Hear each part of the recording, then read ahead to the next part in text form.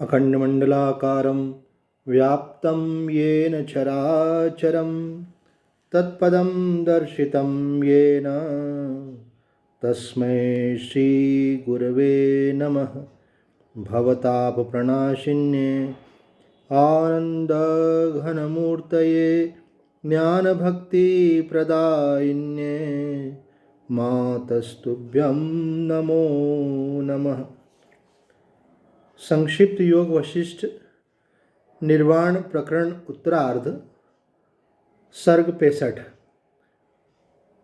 विद्याधरी का वैराग्य और अपने तथा पति के लिए तत्वज्ञान का उपदेश देने हेतु वशिष्ठ मुनि से प्रार्थना। विद्याधरी बोली, मुने, तदंतर जैसे शरतकाल बीतने पर रसहीन हुए पल्लवों की लाली मिट जाती है, उसी प्रकार दीर्घकाल के पश्चात मेरा वह अनुराग विराग के रूप में परिणित हो गया। मैं सोचने लगी, मेरा स्वामी बूढ़ा होने के कारण एकांतवास का रसिक, नीरस और स्नेह शून्य हो गया। यद्यपि उसकी बुद्धि में कुटिलता नहीं है, तो भी वह मेरी ओर से सदा मौन ही रहता है। अतः मैं समझती हूँ कि मेरे जीवन का कोई फल नहीं है, इसलिए अब इसे रखने से क्या लाभ। बचपन से ही विधवा हो जाना अच्छा है, मर जाना भी अच्छा है, अथवा रोगों का आक्रमण तथा दूसरी विपत्तियों का टूट पड़ना भी अच्छा है। परंतु जिसका स्वभाव मन के अनुकूल न हो, ऐसे पति का मिलना अच्छा नहीं। उसी स्त्री का जीवन सफल है जिसका पति सदा उसके अनुकूल चलता हो। वही धन संपत्ति सार्थक है जिसका साधु पुरुष उपयोग करते हैं, तथा वही बुद्धि, वही साधुता और वही समदर्शिता उत्तम है जो मधुर एवं उदार है।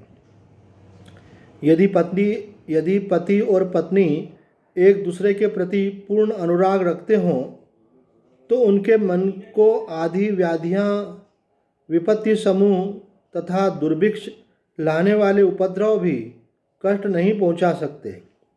जिन स्त्रियों के प्रति प्रतिकूल स्वभाव वाले हो तथा जो स्त्रियां विधवा हो गई हों, उनके लिए फूलों से भरी हुई पुष्प वाटिकाएं तथा नंदनवन भी, भूमियां भी मरुभूमि के समान दुखद हो जाती हैं। संसार के सारे पदार्थ स्त्रियों द्वारा स्वेच्छानुसार त्याग दिए जाते हैं, परंतु वे किसी भी दशा में पति को नहीं त्याग सकती। मुनीश्वर, अब मेरा वह पति विषयक अनुराग वैसे ही विराग में परिणित हो गया है जैसे पाले की मारी या जलाई कमलिनी का राग क्रमशः नीरस हो जाता है। मुने, अब मुझे समस्त पदार्थों के प्रति वैराग्य हो गया है, इसलिए मैं इस समय आपके उपदेश से अपनी मुक्ति चाहती हूँ। जिन्हें मनोवांछित वस्तुओं की प्राप्ति नहीं हुई, जिनकी बुद्धि परमात्म पद में विश्राम न पा सकी तथा जो मरण तुल्य दुखों के प्रवाह में बहे जा रहे हों, ऐसे लोगों के लिए जीने की अपेक्षा मर जाना अच्छा है। मेरे पतिदेव भी अब मोक्ष पाने के लिए ही दिन रात चेष्टा करते हैं। जैसे राजा की सहायता से दूसरे राजा पर विजय पाने के लिए सचेष्ट होता है, उसी प्रकार मेरे पति भी मन के द्वारा ही मन को जीतने के प्रयत्न में सावधानी के साथ लगे हुए हैं। ब्रह्मन, आप मेरे उन पति का और मेरा भी अज्ञान दूर करने के लिए न्याययुक्त वाणी द्वारा उपदेश देकर आत्म तत्व का ज्ञान कराइए। जब मेरे पति मेरी उपेक्षा करके ही परमात्म तत्व के चिंतन में लग गए हैं, तब वैराग्य ने मेरे लिए संसार की स्थिति में निरस्ता पैदा कर दी। विद्याधरी आगे बोली, मैं संसार की वासना के आवेश से शून्य हूँ, इसलिए आकाश में विचरने की शक्ति रूप सिद्धि प्रदान करने वाली खेचरी मुद्रा नामक तीव्र एवं अभिष्ट धारणा को बांधकर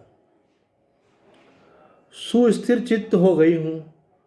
उक्त धारणा के द्वारा आकाश में विचरने की शक्ति पाकर मैंने पुनः दूसरी धारणा का अभ्यास किया, जो सिद्ध पुरुषों का संग एवं उनके साथ संभाषण रूप फल देने वाली है।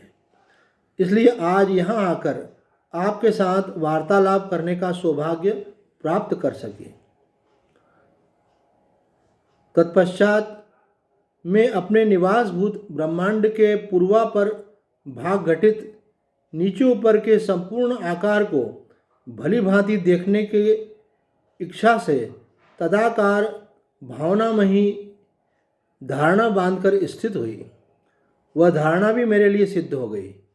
फिर मैं अपने उस ब्रह्मांड के अंदर की सभी वस्तुओं को देखकर जब बाहर निकली, तब वह लोकालोक पर्वत के स्थूल शिला मुझे दिखाई दी। मेरे पतिदेव केवल शुद्ध वेदार्थ के एकांत चिंतन में लगे रहते हैं। उनकी सारी ऐष्णाएँ दूर हो चुकी हैं। वे न तो किसी का आना जानते हैं और न जाना। उन्हें न तो भूतकाल का पता रहता है, न वर्तमान और भविष्य का ही। अहो, उनकी कैसी अद्भुत स्थिति है। परंतु वह मेरे पति विद्वान होते हुए भी अब तक परम पद को प्राप्त न कर सके। अब वे और मैं दोनों ही परम पद को पाने की इच्छा रखते हैं। ब्रह्मन, आपको मेरी यह प्रार्थना सफल करनी चाहिए, क्योंकि महापुरुषों के पास आए हुए कोई भी याचक कभी विफल मनोरथ नहीं होते। दूसरों को मान देने वाले महर्षि मैं आकाशमंडल में सिद्ध समूहों के बीच सदा घूमती रहती हूँ, परंतु यहाँ आपके सिवा दूसरे किसी ऐसे महात्मा को नहीं देखती जो अज्ञान के गहन वन को दग्ध करने के लिए दावानल के तुल्य हो। ब्रह्मन, करुणा सागर संत महात्मा अकारण ही प्रार्थी जनों की मनोवांछा पूर्ण किया करते हैं। इसलिए आपकी शरण में आई हूँ। मुझ अबला का आप तिरस्कार न करें। तत्व ज्ञान का उपदेश देकर मुझे और मेरे पति को कृतार्थ करें। सर्ग 65। मनुष्य को जब तक सच्चा वैराग्य नहीं होता, तब तक उसकी जिज्ञासा भी सफल नहीं हो पाती।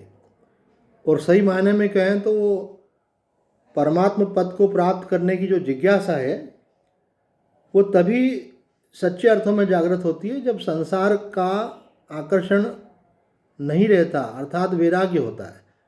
बिना वैराग्य के सच्ची जिज्ञासा नहीं होती।